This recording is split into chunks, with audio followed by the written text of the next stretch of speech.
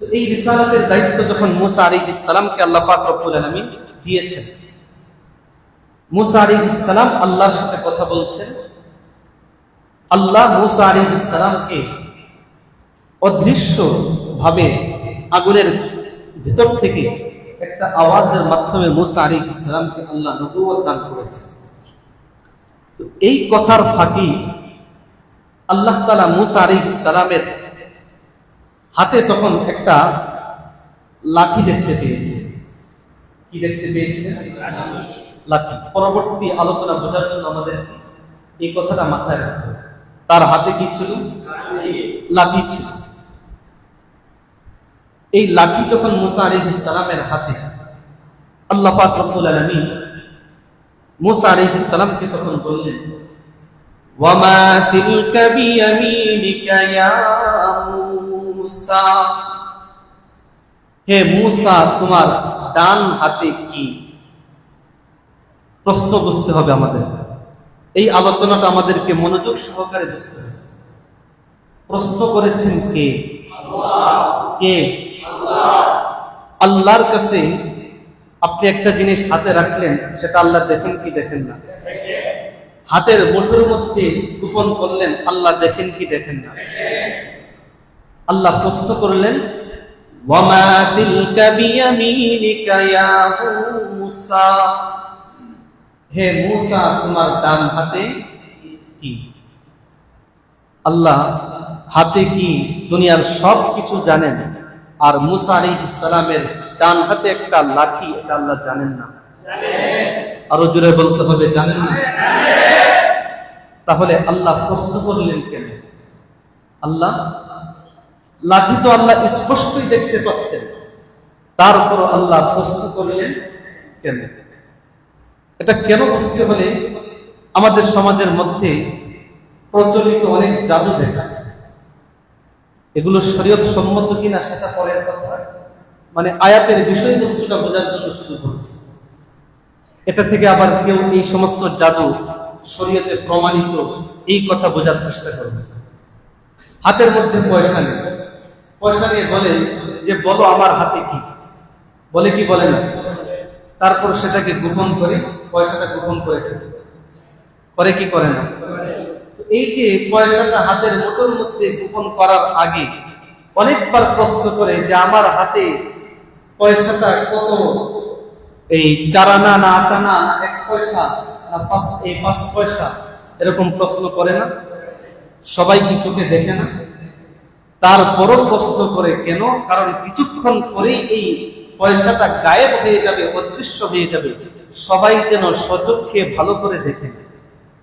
কি বলেন, ঠিক কিনা? তো আল্লাহ তাআলা মুসা আলাইহিস সালামকে প্রশ্ন করলেন, হে মুসা তোমার হাতের লাঠি, তোমার হাতে কি? আল্লাহ জানেন কি জানেন না?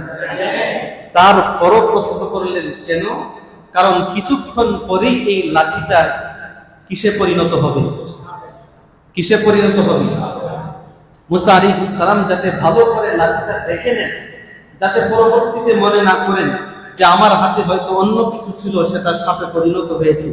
এই জন্য আল্লাহ বললেন, ওয়ামা তিলকা বিয়ামিনিকা ইয়া মুসা, হে মুসা তোমার হাতে কি? মুসা আলাইহিস সালাম আল্লাহ পাক রব্বুল আলামিনকে জবাব দিলেন, হে রব্বুল আলামিন, আমার হাতের বস্তু সম্পর্কে আপনি প্রশ্ন করলেন, বস্তুটা কি?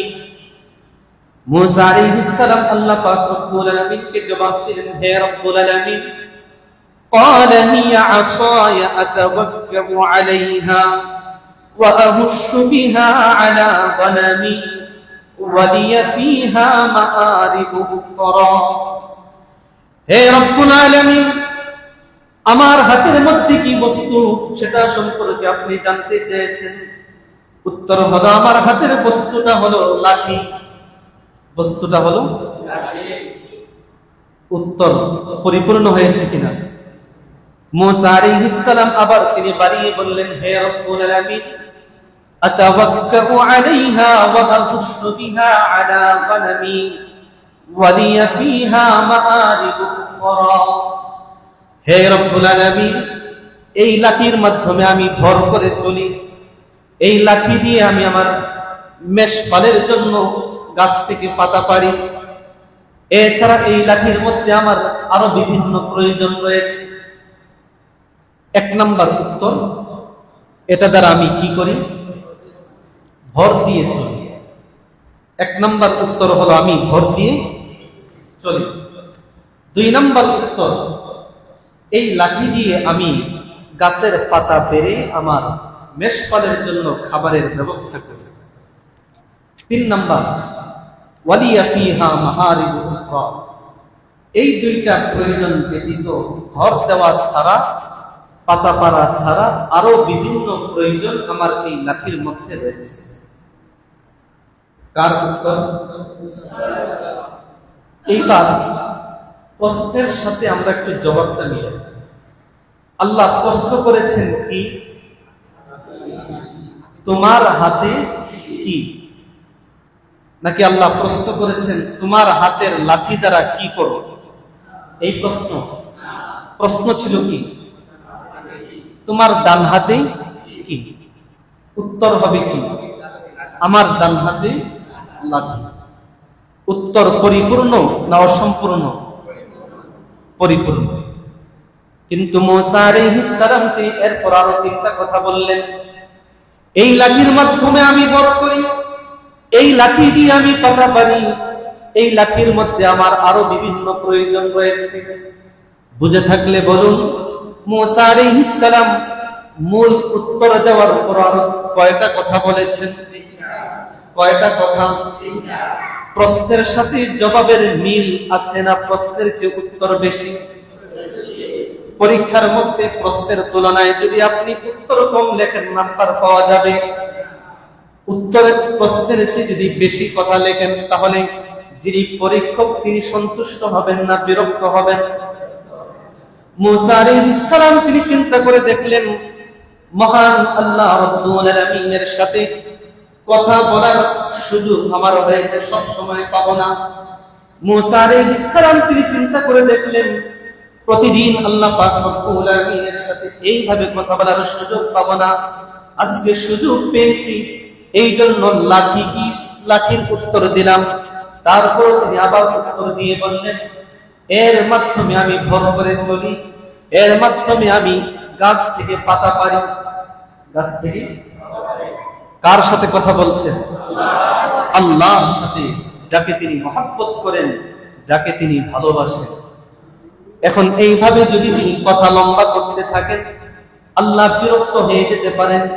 এই জন্য মুসা আলাইহিস সালাম কিছুটা লম্বা করেছেন, শেষে আবার তিনি বলেছেন, ওয়ালিয়া ফিহা মাআরিবু উখরা। কয়টা প্রয়োজন বলবো, কথা সংক্ষেপ করে ফেলি।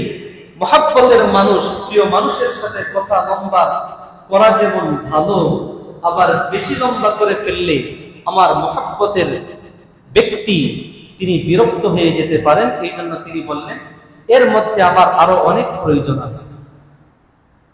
তো মুসা আলাইহিস সালাম তিনি যে উত্তর একটু লম্বা করলেন, তাতে কোনো অসুবিধা আছে? কেন লম্বা করলেন?